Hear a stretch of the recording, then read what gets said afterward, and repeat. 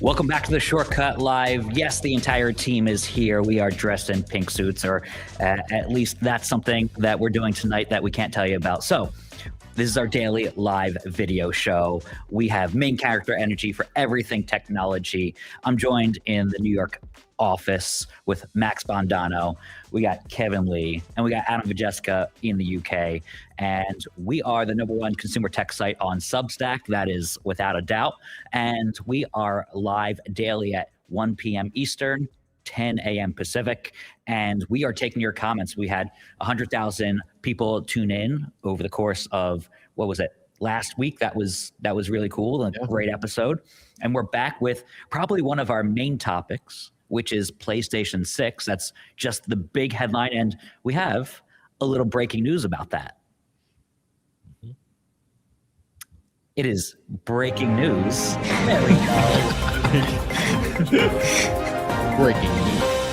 Breaking news. We might have a PlayStation 6 release date, or at least that's the big rumor according to analysts. And it's actually a little bit later than I expected. And I just think it extends the PS5 life cycle. There may be a little more life into that console than people have predicted. So Sony may not come out with their PlayStation 6 as soon as people were expecting, next year. Adam, you wrote the story this morning on theshortcut.com. Give me all the details about the PlayStation 6 that you know of. We don't have an image yet, but we have kind of what we think it may look like according to the latest rumors, but that release date. Start us off. Yeah, so basically, like you said, the PS6 was widely predicted to come out in 2027, and that was due to Sony.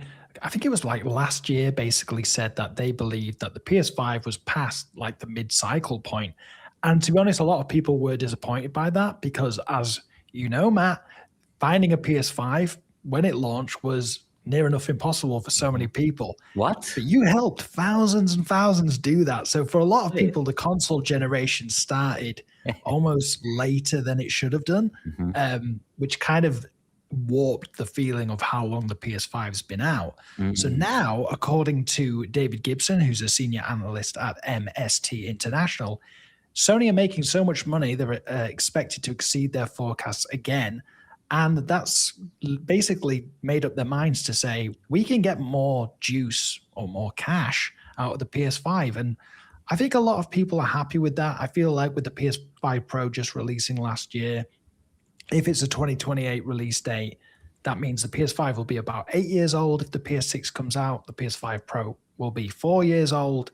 And there's just so many games still to play. And the graphics, yeah, they can get better. They can always get better. But I don't really feel like people are chomping at the bit for that. They're still chomping at the bit more for new games, exclusive games, different experiences. It's interesting.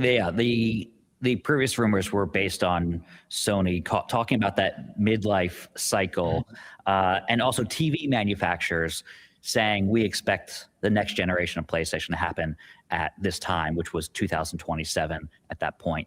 And now I feel like those were just guesses. And this is also pretty much a prediction from analysts. Tell us the source behind this and where analysts are getting this information.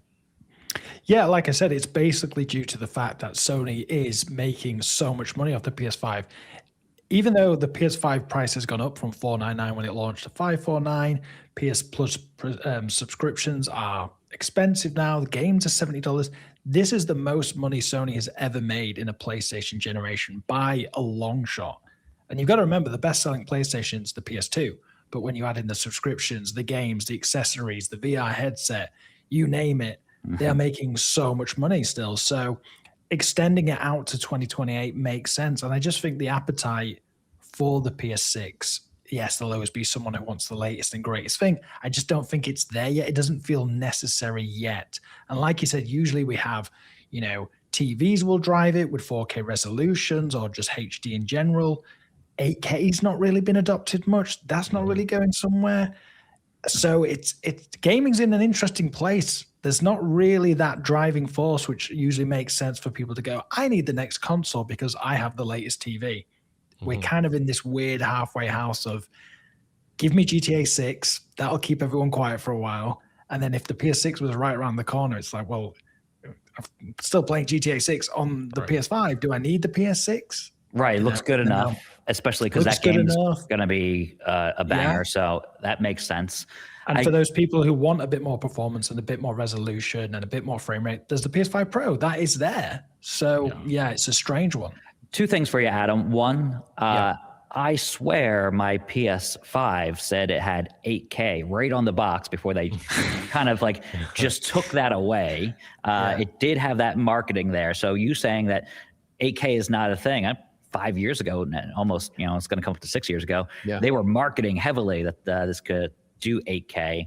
I don't know if that was exactly true. No, the PS5, it cannot output 8K resolution. There are no 8K games on the PS5. The PS5 Pro can, and I think there's about 4 games. I think we've got a list on the shortcut somewhere. There's about 4 or 5 games, but 8K TVs just haven't had the same adoption as 4K TVs. I think we've kind of reached this point now where, like you say, it's good enough. I mean, my fiance, I'll be honest, if I'm watching 1080p to 4K, she can't tell, which is blasphemous. Obviously, the difference is huge. It's 4 times the 4 pixels. times the resolution. Exactly. What's she on about?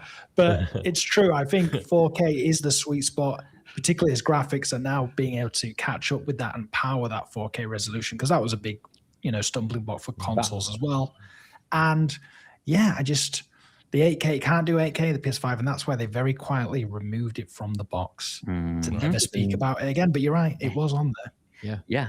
There's a lot of your fans chiming into the show. Oh, yeah, because we hit that. Finally, we're been focusing on Samsung, Apple, important topics, but PS6, they come. These are your people.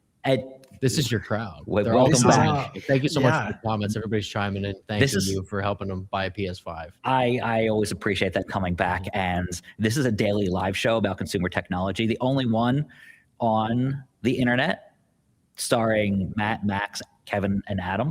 Yes. At least that's our legal disclaimer, just in case there's another one with any one of our names. Just in case it gets a little bit dicey, we wear the pink suits to stand out just a little bit more. Just in case. Still say we're the only ones doing this. With some of us wearing pink suits. That's also a disclaimer. Right. Of course. I think that's already 8 comments chiming in about the PS5 and how you help them get one. Yeah. That's $8 in our wallet for lunch. Oh, we're back to $1 per comment for you guys. Well, yesterday was episode 10. Today's just 11. So it doesn't have as much significance. I mean, we could also do increasing $10, $11, $12 to coincide with episode. Let's not break, Matt. Let's do this slowly over time. Too late. Yes. Too late. I can't wait for episode 20 where every comment's $20. I like this. Speaking of money, though, I do like this comment from BW1. He says, "We need the games to come, not a new console. It's best to push the PS6 to 2028 or even 2030." Yeah, not wrong. Honestly, that's how I feel as well, to be honest. I feel like Nintendo did themselves a service by not coming out in 2024, fall of 2024, with the Switch 2, because some of those games probably weren't ready yet, and we would have a dismal search lineup, or a dismal game lineup. Adam, the other thing I liked about your story is you weaved in my story with the PS6 not coming out right away, in that it doesn't feel like that the PS5 has been out there for 5 going on 6 years, because everybody started 2 years late for most people. It was 2021, 2022 by the time people got their hands on this console. So it does feel like it's off to a late start, which I also think helped or hurt the PS5 Pro, when it's like, do we really need this? Is this really mid-cycle? So we still got some time to go. I think that's overall a good thing. But if the PS6 is hard to get, you know where to turn, to theshortcut.com, the #1 consumer tech site on Substack. Go subscribe, go check us out. Thank you for all the comments. And all these comments during the pandemic, it was such a trip to help people out. So love that you're all coming back. It doesn't look like you'll have to do this for a while, though, track these pre-orders. It doesn't, but maybe RAM prices get out of control, double of where they are now. And people need help with building a computer, and that's where we can come into play. So there's always something that is hard to get. So let's go down to the next story. Check that out on theshortcut.com, because Samsung actually has a unique feature. We were kind of worried about this yesterday, in that Samsung Galaxy S26 rumors were kind of light. You know, there A little wasn't bit. a killer feature, but now they might have something that puts accessory companies out of business a little bit with those screen shields. This is a privacy filter on the display or in the display. Right. Not an accessory, but it's Yeah. built in, and it's something I've never seen before. Max, you wrote this story. Tell us about how the Samsung Galaxy S26 series, including potentially the Ultra, is going to have some anti-peeping Tom features. Yeah, so this is a story that I've been looking at for a little while now. It's been a rumor for some time. I was going to write the story. Reese got to it before me. Shout out to Reese on our freelance team. So the gist with this new screen technology is it's basically here to replace the privacy screen protectors that a lot of people use to, you know, keep peeping Toms from looking at their personal information on their phones, like looking over your shoulder, what have you. Samsung's been developing a brand new screen technology for like 5 years now, apparently. And so they have this new feature where they can block out certain parts of your screen depending on the angle that you're looking at. So if you're standing next to somebody, apparently with this new screen technology, and you get a notification on your phone, you'll see the notification, but the other person standing next to you won't see it. They'll just see a little black little cutout at the top. They won't be able to see anything about it. So this, I don't know how this works, but somehow the screen technology is that good where it can block out certain portions depending on the content that pops up. At the same time, you'll be able to see it. You'll be able to see your screen clearly. Right, dead on. Yeah. Exactly. I can see everything perfectly. Other person can't. I think this is a killer feature for being on a flight, right? When you're like, this is a killer feature for a lot of people. yeah, I think it's awesome. I think if you're a member of that website, is it Ashley Madison? I think you're going to be very. I think it'll from be 2020. Yeah, Wow. I think that will be quite useful if you're a cheating spouse. Adam, I'm not familiar with this website. Sorry. I don't go down these rabbit holes. No, of course not. No. No, the privacy feature.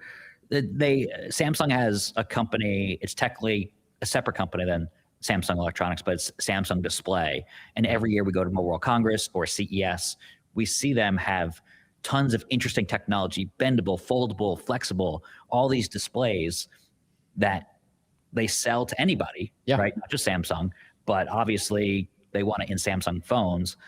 This could be from there. I really haven't seen this on display. So this is kind of a new and novel concept. They did show it off at Mobile World Congress 2024. I saw some video of that, but this is something we have not seen in a device.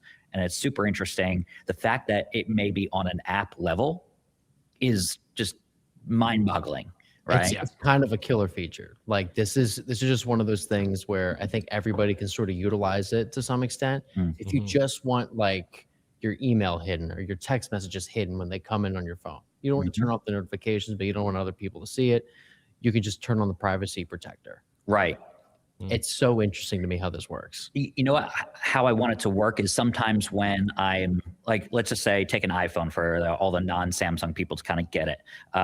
When you're in the multi-menu, when you kind of like flip up and you're looking at the apps that are open, a lot of banking apps will not let you see the details, like kind of peek in until you full screen that app, right? It could be on an app level like that, where it's like, oh, this is a critical app with a lot of financial data that you don't want someone peeking over your shoulder looking at. Or we deal with a lot of embargoed information, and then we go to an event. And if, you know, even when I'm sitting in the stands at an event and we're like finishing our hands-on review for something, there could be people that are attending that have not been briefed on that device. That we're under embargo. We're under strict embargo. Even if it's 5 minutes, I always fear being like on Twitter, you know, over the years, someone taking a little video and then 5 minutes before the embargo lifts, like, oh, this guy's in the stands and he has hands on that he's editing his work. Tons of features like that, or tons of like scenarios like that could really help usher in this feature across multiple phones. So, you know, you may see this on an Apple phone down the line. You know you have a good feature when everybody else copies it. So Samsung's the first out with this privacy display feature, if the rumor is to be believed, and it looks pretty legit. It definitely looks legit. It sounds like, according to the stuff that I've read, that this will be exclusive to the S26 Ultra. Okay. I don't know if it's going to appear on the S26 and 26 Plus yet. it seems like it'll be an Ultra exclusive just to, I guess, add more value to the Ultra bucket. Product differentiator. Exactly. So that makes tons of sense. And I kind of applaud that, because you do need the Ultra to have Ultra features, and this would be one of them. And then they trickle down to S27, S27 Plus, and so Exactly. forth. Yeah. Yeah. I bet it uses like the camera to see if like someone else's eyes are looking or something like that. Yeah. And then OnePlus will come back from maybe the dead and then have another X-ray feature that thwarts the privacy feature, right? They've done X-rays before. Do you guys remember when Shadow of the Tomb Raider was basically leaked just like that, because someone has their laptop open on the train and someone just looked over and then they were like, "Oh, I'll just take a quick picture of that," and that's how it leaked. Blows up. Yeah. So it's going to be such a useful feature, to be honest. Yeah. I'd love other phones to adopt that. I'm curious what this is going to do to, Zag and all these companies that make, invisible shields, privacy shields. Those are really cool features, really great accessories. I think they'll sell well on the iPhone, for years to come, until companies start adopting this feature, if it's a success. Samsung has come out with, screen features that just didn't pan out, like the invisible camera punch hole that's in a lot of their prior foldables, prior to the Z Fold 7. So it may or may not be a thing where, is this going to affect the selfie camera quality? Is this going to affect the rest of this display? So it's a feature I want to see take off, but, we'll see. Maybe, what was it, February 25th that the rumored date is? We will see by the end of next month, around this time. Yeah. Next month. Yeah. Very cool. Apple is also doing something, not in the hardware space, but in the software space. And that's the next story on the rundown. Apple Creator Studio, we talked about that on a previous episode of the Shortcut Live. By the way, we're streaming on X, we're streaming on Substack, we're streaming on Instagram and YouTube, right? So leave your comments. It is a lot, but we kind of collate all the comments. BW1, it says this display feature could be a game changer. So we appreciate these comments. I don't appreciate these guys earning $1 every time there's a comment, but we're getting a lot of dollars today. Yep. That's how I see this. It's a snowball effect. It's the 11th episode. We've been doing this daily. We did it at CES. Now we're getting a lot of comments in, which I love. So whatever platform you're on, we invite the comments. He loves it until he has to empty his wallet of all the cash that's in it. Trust me, I have a piggy bank, and it's just the cash doesn't come out. I think I should actually put out a wallet and put $1 in a piggy bank every time we get a comment as they come in. Yeah. Let's make it real. Your was very condescending. Yeah. Yeah, that's happening. But speaking of the Apple Creator Studio, we covered this on a prior show, but now it's actually out. It's available today, and we're seeing some creators have access to it. And I just there's a lot there. Before I sink 8 hours into seeing if this is good, I kind of wanted you guys to collate what's out there. What's the reaction to this app suite that bundles Final Cut Pro, Logitech Pro, you got Pixelmator Pro, just all these things, a bunch of, the ordinary Apple apps, which is like Numbers and Keynote and Pages. All these apps are now behind a subscription, at least for extra features beyond what you would get with the standalone, or the standalone has also been updated. But for a lot of people who are new to these, it's $12.99 a month instead of $2.99 for Final Cut Pro. And like another $200 for Logic Pro and all right. So it's less of a barrier to entry, but it's not like you're leasing this to own, right? Correct. You're on the hook, and they have a lot of features that are coming out to both standalone and monthly, but there may be some AI cloud-based features that don't come with this suite, if you download it in whole. So yeah. Who wants to talk about this? Who's collated, the reactions and the kind of the creators out there who've been using this for about 2 weeks? Yeah, I've been seeing some reactions from some early testers and stuff. it seems that everybody's just immediately comparing this to Adobe Creative Cloud, which is what we did on the show as well. Like it's very obvious that Apple's trying to do something in the creator tool space by bundling Final Cut, Logic Pro, Pixelmator Pro, and then obviously all their Office apps. A lot of the reactions that I saw were, oh, this is a good suite of apps. There's like some handy extra tools in here. It's great if you don't own these apps yet. Not quite Adobe Creative Cloud, because you don't get like extra storage. You don't get some plugins. There are certain features that belong to Adobe, like Acrobat and stuff like that. You just don't have access to that in Creator Studio. There's a lot more to Creator Studio. There's to Adobe. Right. And my thing is, I feel like Adobe's suite of software is a little more advanced than what Apple is capable of now and maybe in the future. So if you're going to grow into something and use those tools and kind of have that muscle memory for the shortcuts, no pun intended, then you're wanting to start with Adobe, and that's where it's $299 for students on Apple Creator Studio, right? And that's very tempting. But will you hit a ceiling one day with what Apple has out there compared to what if you started with what Adobe has? Right. So I'm kind of curious. I think where that goes. Yeah, I think right now Apple is like lagging on some of the features like generative art, generative imaging, things like that. But I think Apple will also catch up. Like right now, the biggest thing Creator Studio has is new icons. Yeah, it does obviously bundling it. It does have a cool feature in the video editing tool set that is taking clips and having them go to a beat.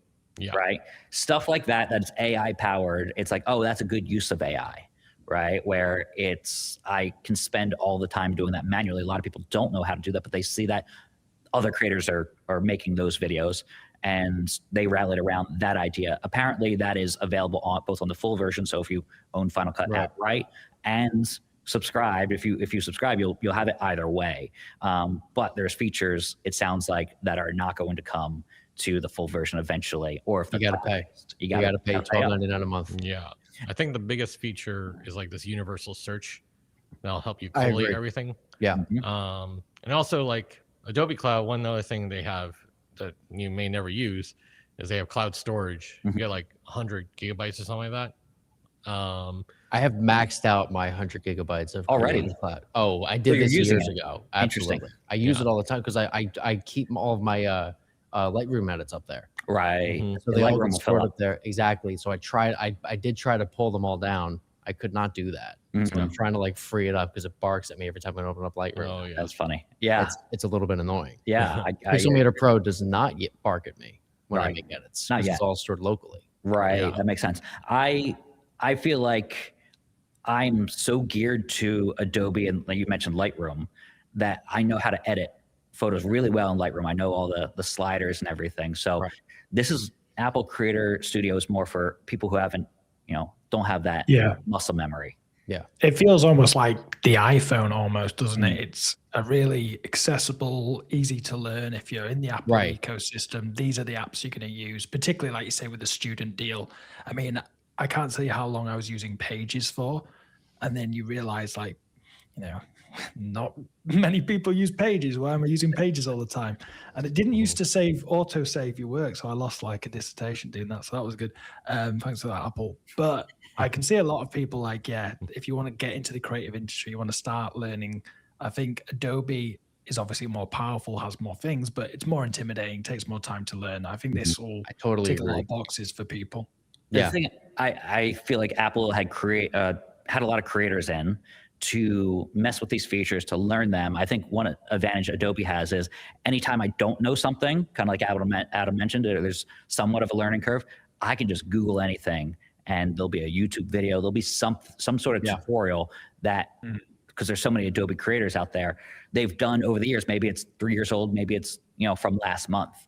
There's a lot of track there that is not yet present with Apple. So I'm kind of curious what this does. And like, we're looking at Adobe stock, and like, this is particularly going up and down based on what people think the future of AI is and creativity. It's like this is Adobe's software is more hands-on instead of just like typing in a prompt, although you can do that now with Firefly. So it's been interesting to see, this battle kind of wear on and see where Apple fits into the whole scheme. So like things that Adobe can do are, like we saw this at Adobe Max, the conference. This is a really good use of AI. You have a little bit of B-roll, right? So you're taking footage outside of in a window of a plane. You're up in the clouds, and you realize you have 3 seconds of that footage, and you want 5, right? Because the next clip that you go to, or you have audio talking underneath of it for 5 seconds, you need to fill that gap. And extending it out with AI will, kind of replicate that, kind of like almost like using the stamp tool in Photoshop, and it'll extend that out for that 2 seconds that you have that gap. Stuff like that, I haven't really seen that in the creator's version or creator output in the last 24 hours from what Apple is doing with Creator Studio. So I'm super interested in seeing if Apple's able to catch up with those types of features as quickly with their AI tool set. We haven't seen it yet, but I'll go download it today, see if poke around, see if there's anything there. Yeah, there's definitely a ton of potential here. I think I think their primary goal right now is to just get as many people as possible to subscribe to Creator Studio, and then eventually build on top of it, because everybody already generally likes Final Cut, likes Logic Pro. They're very easy, accessible tools. There's a lot of plugins. Pay $13 a month to use both of them, plus get a bunch of AI features and stuff on top of it. It's a great value for a lot of people. Sure, they're behind on features right now, but I think it'll be easy for Apple to build that up over time. Yeah. Right. Exactly what I was going to say. Yeah. Yeah, good. I think one other thing I would love for Apple to do different is like just automate a lot of things. Like every time I do color space transform in DaVinci Resolve, I literally do the same thing over and over again. I'm just like, can I just have Apple just do it for me? Yeah. That's what gets me about some of the AI features. It's like, I don't need all of those that they come out with. It's really niche.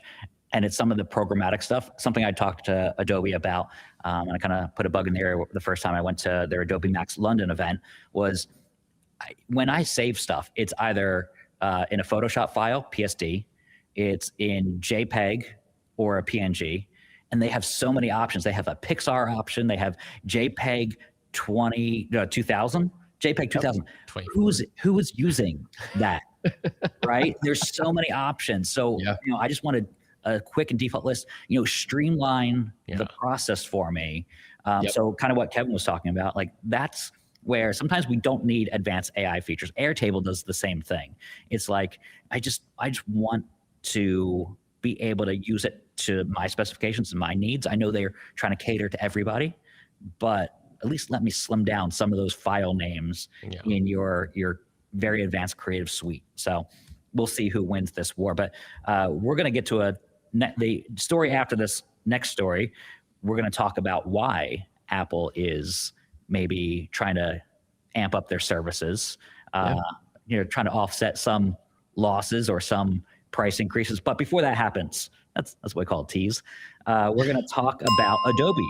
We're going to talk about Adobe is updating, funny timing, Photoshop with Firefly AI-powered editing tools. Kevin, you wrote about this, the fact that Adobe coincidentally is rolling out new Gen AI features, generative fill, generative expand, and the remove tool. Tell us, if I load up Photoshop today, which I do every day after the show, what am I going to see? What's in those release notes? Right. You already said two things about it. So it's you expanding generative fill, generative expand, and remove. Basically, if you do, it's the same things as already can do, but just expect fewer artifacts when you're creating something new. Also, generative fill will be more aware of geometry, which should produce better results. And lastly, Photoshop is adding a new adjustment layer, or layers, clarity, dehaze, and grain. So these are kind of like Lightroom effects, but now they're finally coming to Photoshop. Coming to Photoshop, because I feel like Adobe's software is really good at what it's good at, and then you have to go to another software set for those features. Sometimes I'm in Photoshop and it's like, do I need to really transport this to Lightroom because I'm using layers, which Photoshop is good at. But the editing tools in Lightroom, it's what I'm used to. I know Photoshop can do some of that, but it seems like they're kicking over some of the adjustment layer features to Photoshop, which is great, and also new Gen AI features. And Firefly is their AI, app. There's an app for it, but it's also the back end of other software. So that's what they call Firefly. It's nice to see that that's happening. I wonder if Adobe timed it for this January 28th launch that Apple is doing. Very suspicious. A little bit too convenient. No. Yeah. I was going to say though, I've there's like this weird thing with Adobe. Anytime you use one of their apps, you always sort of run into some type of a roadblock that forces you to go to another one of their apps. Yes. So I'm always constantly just like tossing things between all of their apps all like the same time. I feel like with Firefly, and what's their creative like billboard thing they were demoing for us at Max? We use it all the time. We do. I forget the name slipping my mind, but like something like that where it sort of ties in like the best features from like Lightroom, Photoshop, Love it. all using AI. You can just like tell it to, hey, fire up Lightroom and like do this edit. Like it brings this whole like cohesive sort of layer to their entire experience. It's boards, very advanced name. Right. Very, oh, absolutely. It hits the nail on the head. Boards is a great tool if you're just like trying to throw in images and create a mood board. Yeah. So super interesting that is starting to tie things together, but they're getting more cohesive. It takes a while. Exactly. It's going to take them a little bit to sort of tie everything together. I feel like Firefly's doing a good job of that too, just with all of their AI powered stuff that they're starting to build into it. And mobile. You could just like ask it to do something that you would have to open up Photoshop or Lightroom or Premiere to do. Makes sense. You can just, ping it right away and have it make any edit that you want. Yeah, if there's one thing I want from Adobe, it's streamlined. That's the word. That's the key word for them. Yeah. But they're coming out with that stuff with mobile. Mobile, they were coming up to, I think, the 1-year anniversary of a Photoshop for mobile, right? Where they came out with a mostly free, and there's some subscription for, again, AI features that use the cloud. Right. That's the monthly fee. So yeah, that's something where I think they're going to hopefully have a 1-year anniversary update or something like that. That would be nice to see. More than likely. We'll have to ping them about it. Yeah, exactly. We'll do like a 1-year retrospective on the shortcut.com, the #1 tech site on Substack. According to everybody. Just gotta keep plugging it, man. 100%. That's us. So, all right, let's get back to that iPhone 18 story, the one we teased, where RAM prices out of control. And what's the biggest release every year? It's the new iPhone. And RAM shortages could increase the price, but likely won't. So this is a story on the shortcut.com. We're talking about, Apple kind of circumventing price increases that everybody else is facing. They have this ability because they have, just a juggernaut of deal making that they do every year. They can keep prices down, whereas, a company like OnePlus cannot. And now OnePlus looks like they're on their deathbed in certain ways. So tell us, Max, about the iPhone 18 may have the same price as the iPhone 17 launch price this past year. Right. Yeah. Tell me about where the source comes from. So far, it seems like the iPhone 18 is not going to see a price increase year over year, which is great news. The issue with developing the iPhone 18 has just been RAM shortages. RAM continued to go up and up in price. Analyst Ming-Chi Kuo, who's one of like the top sources that we look to for leaks and rumors about the next iPhone. Very reliable. Extremely reliable source. They're saying that iPhone 18 won't go up in price. Instead, Apple's just gonna sort of absorb the higher price of the RAM and be like, okay, we're gonna like lose a little bit of profit here and then just double down on services. So they're just gonna bank on things like Creator Studio, iCloud, Apple Music, Apple One, stuff like that. Apple TV. Apple Get that TV. Ted Lasso money. Exactly. Get that Ted Lasso money to make up for all the money they're going to lose spending all this money on RAM. So iPhone 18 is expected to start at $799 still. The Pros will start at $1,100 and $1,200 respectively. We'll see what happens over the next few months. We still have a long ways to go until we see the iPhone 18 Pro in September. But so far, it looks like we're not going to see a price increase, which is great because Samsung is expected to increase the price by like $50 for the S26. I have a bad prediction. Go for it. Not to put bad juju in the air, but you know how the PS5 is now more expensive? I feel like that's where the iPhone's going to go. Like it's going to start at $799, and then it might increase by $50 if you buy it later in the year. I don't think Apple would ever do that.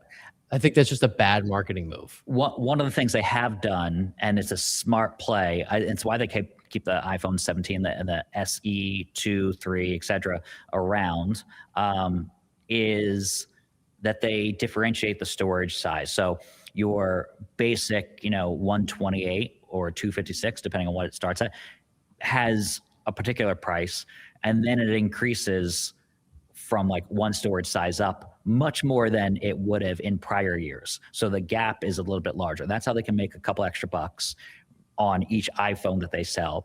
And a lot of people can't take the base model anymore, but they get to advertise it as starting at $799, which is a genius move, right? That's why they keep that phone around, because they can say, we're still $799 every single year, and they've been doing that for a number of years.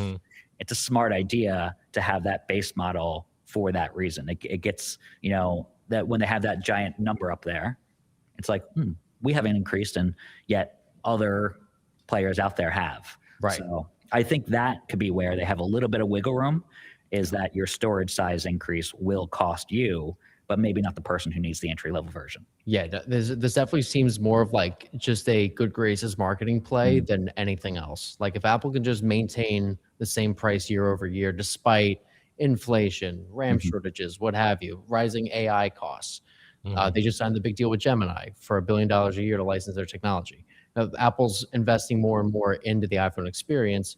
They don't have to increase the price, at least on paper. It looks like, we'll still be starting at $799 for everything. And Apple, for what were they, like a $3.5 trillion company, they can take that little hit. They can take a little hit once in a while. They're not going to lose money, right? They're just not going to make as much money per iPhone as past years. Exactly. If this is all true, of course. I imagine the iPhone Fold's still going to cost a whole ton of money. Like we're expecting it to be somewhere between $2,000 and $2,500 to start. So maybe, they'll profit a little bit more off of that one. Sure. But at least for the normal iPhones, the normal brick shape ones, they'll probably, start at the same prices as last year. Right. And as you saw on their screen, $3.75 trillion. So they're approaching that 4 mark. Wow. Oof. Yeah. So that is a thing. We got some comments from BW1, who's costing me a lot of money today by leaving this comment. Just keep coming. They probably have their prices locked in already for the 18. I think the 19 might be a little more concerning on price. Absolutely. They make these deals. Well, I did read a little tidbit, and we love to cite sources. I forget what this is. I don't know off the top of my head, but they switched from every half where they were negotiating prices for RAM to quarterly. You read this in my story, Matthew. Thank you for reading it. It was just some no name. So nice of you. Some name with 5 O's in it. And a sneaky U. You don't know where it goes. I know, right? Imagine having a complicated last name. I would never. Yeah. You have a last name, Adam? I didn't know that. I just always think of you as Adam from the UK. Yeah. I thought that someone always said Adam and then just the sneezed afterwards. Wow. I would also just like to address for anybody tuning in, I'm starting to get text messages from people like, why are we wearing these pink suits? Oh, yeah. We should go with that. Yeah, we're going to a party later. We can't tell you what it's for. All right. That part's under embargo. But we are going to the theme is pink. And as you can see, everybody's invited but Adam. I'm sorry, Adam. Yeah, once again, I'm left out in the cold. I get sent down the mines. This is my day at the shortcut. Work. Lift everyone else up and get nothing. That's my day. And then we go to parties afterward. Right, yes. We do. We do go to parties, but when we wake up, very important. When we wake up, we expect the work to be done. We do. Oh yeah. Otherwise, I get the hose again. So. Right. And I send out a message to here, which pings everybody on Slack. Hey, why isn't work done? But Adam knows it's for him. Oh God, yeah, absolutely. Cinderella, why isn't the work done? Right. So yeah. So we have another comment from at hello Brandon Dean on Instagram. Adobe's always tiptoeing around making Photoshop the everything app. Isn't that true? that is true. They keep shoving stuff into that app. You want it though. You kind of want to not have to open up. There's so many good apps. I think Premiere Pro does some of the creative art these days, where you're able to use their video tool to create art, and we saw that at Adobe Max, and it's just interesting how maybe one day there'll be a unified platform. Yeah. So I gotta say, this is like I do love the idea of an everything app. I'm not opposed to it as long as it's designed well. I feel like my biggest one of my hottest takes I think is my love for Spotify. Nobody likes Spotify's user interface. I love it. I love everything about Spotify. I love that there's just podcasts, there's audiobooks, everything's just right there. Right. I can just open up like one app. I just know my whole library's in there. All my listening time is in there. I don't have to go to a bunch of different places. It's all just right there. I'm okay with an everything app if it's like in the vein of Spotify. Joe Bondano says, jackets looking snazzy fellows. Again, the compliments, great. Yeah. But Cost me me a $1. Do you feel like a hot girl again? Yeah. You know what? We will see. If I get catcalls, especially if I'm getting catcalls and we're getting catcalls in Vegas for our gold jackets, you better believe New York City's going to come out with the catcalls. Yeah, we'll see. I'm not commenting on any of this. No, I'm not. Max was opposed to wear it. It's like, what? The party's not till 7. Why are we? The party isn't until 7. Kevin decided to wear his full suit today, his full pink suit. It puts me as the boss in an awkward spot. And then Matt was like, why aren't you in your pink suit? I'm like, I'm not wearing my pink suit today. He's like, well, Kevin is, and so am I. It's even more awkward if only two of us are wearing it. Right. We either got to change into regular clothes, all of us, or I strip. That's not an option. No, that's what we're putting behind the subscriber paywall. Yes. Yeah. The shortcut after dark. Yes. This show just got derailed, by the way. We haven't. Wow. I think we just got demonetized. Oops. You know what? This time, rightly so. I'm not sending a counter on this one. Totally fair. To get that. So let's go through the rest of the stories because we have like 15 minutes left or so. Google AI overviews is a feature, trying to get this show back on the rails, that is going to be have a stronger follow-up because for AI overviews. Like, we love and hate AI overviews. Sometimes it steals our work and gives us minimal credit, but super helpful. And now it's going to be backed by Gemini 3 and be able to take follow-up questions. I see everybody's name in here, so everybody has a little bit to contribute. But Max, what are we talking about here in terms of how different is this compared to the search result with Google AI reviews that we usually see when we search something? Yeah, so it seems like Google's almost building some sort of a chatbot into AI overviews where you can once you get your overview, you can type in a follow-up question just using natural language like you would with ChatGPT, with using Gemini on your phone. You can basically have a conversation back and forth with the AI model, which I feel like is like somehow even worse than just doing the AI overview. Right. Like, not only are websites like ours just push even further down the page, but now you don't even like are inclined to, scroll for more information if you're not satisfied with the AI overview. You can just ask it even more questions. Google, you have not stolen enough content from creators. Steal some more, please, while I exactly. Right. The Google specifically says in the press release that it shows prominent links to continue exploring. Oh, that's nice. Right. Don't really care though. Yeah, It's still not great for us. the emoji link that is like 3 times smaller than a normal emoji link icon. Sure. Exactly. Yeah, sometimes they're putting names of websites in there, They're but at the top of the page though. Yeah. Those buttons are at the top. Sure. You just can't see them. You just have to expand it out, gotta look a then little go to the no one clicks those. I feel like one follow-up question I want to ask Google is like, I don't want to read this review. Find me specifically the line where it says whether or not this is a good TV or not, or whatever. Right. Yeah, and you're kind of able to do that stuff, which is it's super useful, but they're not paying anybody for that information. And like I compare it all the time to TV shows. Like, I watch so much TV, but actually don't watch the TV show. I watch it on Instagram, right? And social media is like killing natural television. There's so many people who are up in arms about Stephen Colbert being canceled, right? How many of those people who are up in arms about that actually watched that show on CBS? Yeah. Probably none that Pretty I much. know of, right? But That's- you catch clips. That's how the internet works, Matt. Like Oh, you right. have to get angry about stuff that you have no interest in. Yes. And that's how it works for years now. But the hypocrisy of it is like, we need to support, like you're not supporting, you're not turning on your Exactly. television. You're not, No. and it's Stephen Colbert doesn't need more money, but the people surrounding him, right? The people running the cameras and like, doing the audience corral that they have, they're not getting any money. So the format has changed, but it's also big tech coming in and taking and not really giving back to the original production, whatever it is. So we're going to see, there's going to be a weird shift in that there's going to be tons of original content creators that are out of jobs. We're seeing that across the board.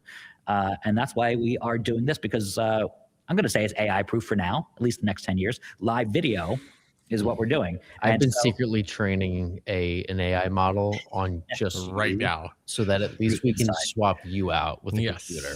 Yes. You know what? It would probably do a better Just job instantly. It's just easier that way. Right. Then do I get any residuals for this?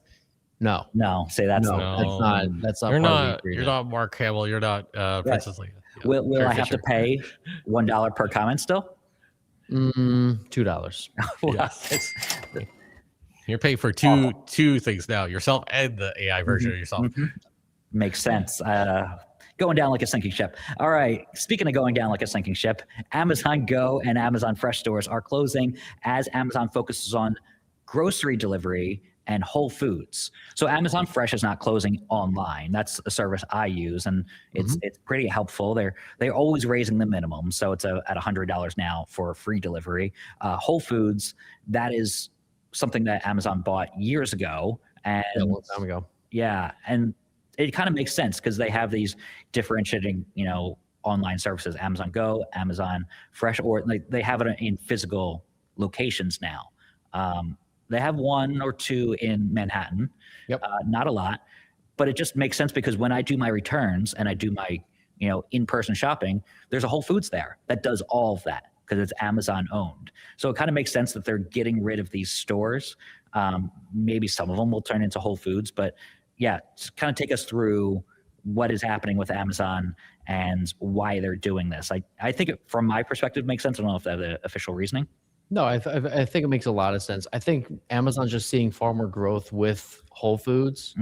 Like there's just more people ordering directly from there. Like when I moved up to Manhattan, that's exactly what I started doing. Yeah. I subscribe for like $10 a month and I get free at-home delivery like every day of the week from Whole Foods. I just order all the groceries that I want from the local store, and they show up at my doorstep, and it's fantastic. I've never used Amazon Fresh, I don't think.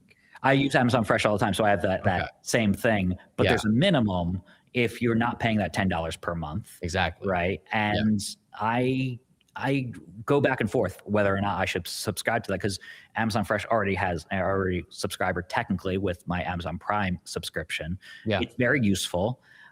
It's to the point where when I'm carrying groceries back from like a Fairway or something that is like in Manhattan, Right. I'm like, why am I doing this? I should just hit the $100 mark and just have these. Is that what it is? Is $100 for free delivery. Holy. So otherwise, That's a lot of food. It's Yeah. it's not a huge fee. It's $3.99 if you're under that amount. But like, I'm so close to that amount every time. If I have $75 in my cart, I might as well add $25 more. That's how Amazon's getting you. Right. You're throwing out so much I know food a lot of as stuff. a dude. single person. It is, and I waste all of it just to make sure everybody's happy about that. No, I have to time things out.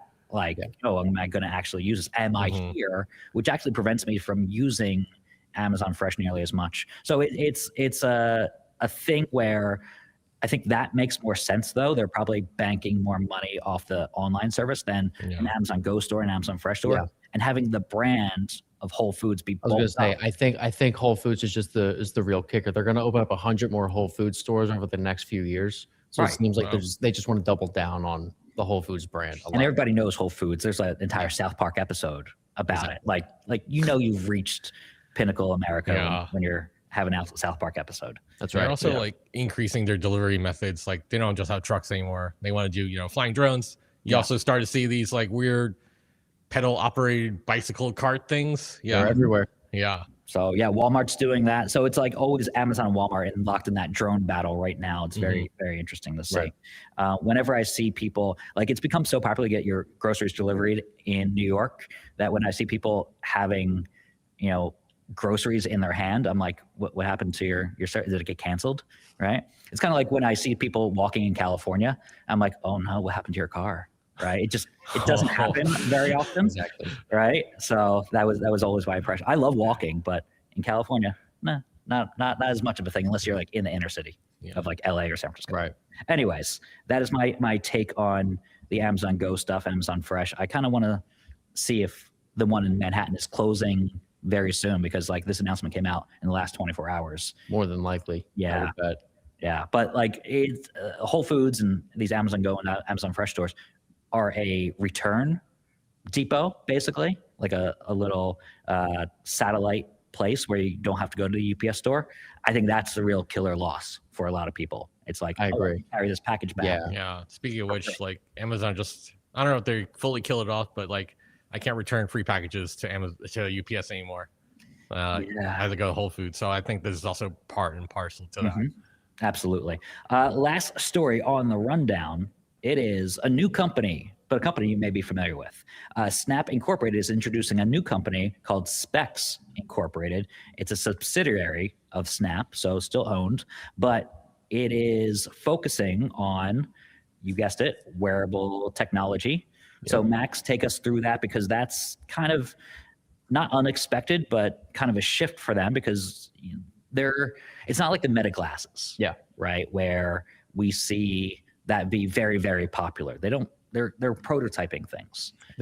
Snap is very busy prototyping what, I think they envision as the next generation of computing. They're comparing specs to the launch of the Macintosh, which I think is very bold. Just a little. It's only a little bit, but they're doubling down on all their computing efforts with a new subsidiary called Specs Incorporated. It's where, their whole hardware business is basically going to live. Snapchat's still going to be around under Snap Inc. All their hardware for AR glasses and things like that will all fall under Specs Inc. They're going to start hiring for a bunch of new positions. They have almost 100 new roles open globally. This is just a way for them to sort of organize that side of their business and draw more attention, I suppose, to the glasses side of things. They want to be a prominent player in the space for the next few years. This is definitely going to help propel them to that level. I've tried out their prototypes. They're more advanced than anything out there in terms of, I guess, the Meta glasses, but they also are very ugly. And I'm waiting for the day where they're a little more svelte than what they have. It's the case of physics is not possible to have that much advanced technology in your specs and also be super stylish. Yeah, exactly. So I didn't realize. Yeah, they look ridiculous. I'm not gonna lie. They just a little bit.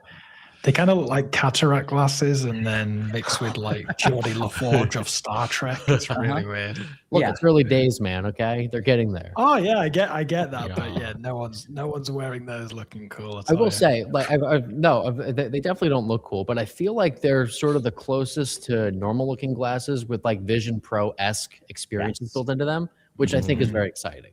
Yeah, absolutely. And it's always like Vision Pro is the over-engineered Apple device, right? That's out there that does all of the stuff. Immersive with the AR and everything. It's such a good experience. I know a lot of people knock it, but like it is the most advanced out there. And then you got the Meta Ray-Ban glasses here, and that's a version without the display inside, and they take pretty good photos and video, right? And they're an awesome thing, but they don't have a lot of the technology in there. So Snap is kind of that middle ground. We see Ray-Ban Neo doing it. We see a couple other players that are adding technology into the lens, but is not as closed off as a Meta, Quest or an Apple Vision Pro. So it's that meeting in the middle. We're just not there to make it look cool.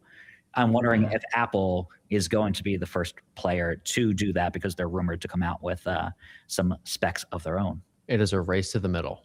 It's a great way to phrase it. That is Max's story tomorrow on theshortcut.com. Race to the middle. He's got his headline. He's just spitting out great headlines today. Yeah. So There you go. That is everything that we have on theshortcut.com. We are an hour-long show. If you meet us in the comments, we will always take your feedback and your jacket compliments. There we go. There we go. Ooh, I love it. Yes. Stay tuned for the Shortcut After Dark. Yeah. Why do I look so angry? You look pissed. I Matt looks don't want to be there, confused. clearly. And I've got my headphones on, which is dangerous for everyone in the hot tub. A little bit. I like the rubber duckies. the rubber duckies are clutch. Yeah, 3 though, so we're gonna fight. We should have 4, really. We're gonna fight. The fact that your headphones are there, I think will end everything for all of us, which is probably the best scenario that we have. So If we ever reach the point where we're hosting the Shortcut Live After Dark, I think we do just end things. I think that's it. That is where we file for bankruptcy. I was thinking about getting a ball pit in here with a slide and everything, but like a hot tub. What? A hot tub. Hold on a second. I'm looking at our ceilings, not nearly high enough. Could happen. I don't know. But this is also just fill it with water. Easy transition. So, anyways, thanks to the Launch Live Now team for whipping up that graphic without our consent. So I feel like this falls into predatory behavior, where it's using Grok X-ray based Putting us all in replacement of our bikinis. clothes, right? So, but thanks to the Launch Live Now team, always a hoot. And thanks to you tuning in, because the 4 of us are coming out swinging against what AI Overviews is taking. And we still have the shortcut.com. Do subscribe to that website, number 1 consumer tech site on Substack, no doubt about it. So yes, we are live every day. Join us for the hour-long podcast. Pat OG7 says, I can confirm ducks are nice. We always appreciate your comments on X, on Instagram, where that comment came from, on Substack, and on YouTube. So You know what else is nice, Matt? what's that? The fact that you owe us all $21 today after the comments.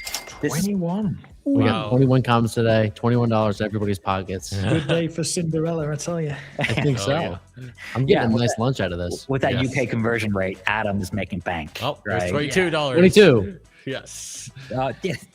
Whenever there's a last name Bondano in there, I'm taking away a dollar. Okay. Come on. No, but always fun to have everybody. Thank you for joining us. We'll be back with another hour tomorrow. We're keeping this train rolling. Maybe not pink suits tomorrow, but maybe a different color. Yes. As Max gives me the eye. So yes, join us. We're going to our party. Didn't let it slip. Almost let it slip of what we're going to, but we will let you know soon when we have that product information out of embargo. Talk to you tomorrow. Keep it real. Bye-bye. Bye-bye. Keep it real. Right.